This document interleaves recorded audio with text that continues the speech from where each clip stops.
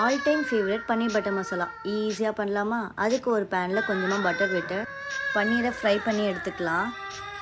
பன்னீர் golden brown வர வரைக்கும் wait பண்ணி எடுத்துக்கோங்க.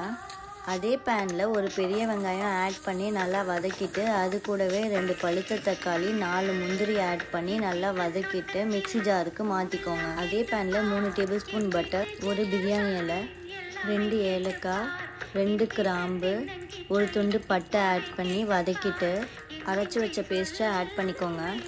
1 மினிட்டுக்கு அப்புறம் காஷ்மீரி மிளகாய்த்தூள் 1 ஸ்பூன், கரம் மசாலா 1/2 ஸ்பூன், தேவையான அளவுக்கு உப்பு ஆட் பண்ணி மிக்ஸ் பண்ணிக்கோங்க. நல்லா மிக்ஸ் பண்ணதுக்கப்புறம் ஃப்ரை பண்ண பன்னீரை ஆட் பண்ணி ஒரு 5 மினிட்ஸ் வெயிட் பண்ணுங்கள்.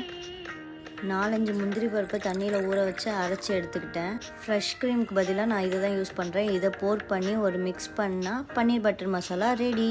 செஞ்சு சாப்பிட்டு பார்த்துட்டு எப்படி இருக்குன்னு சொல்லுங்கள்.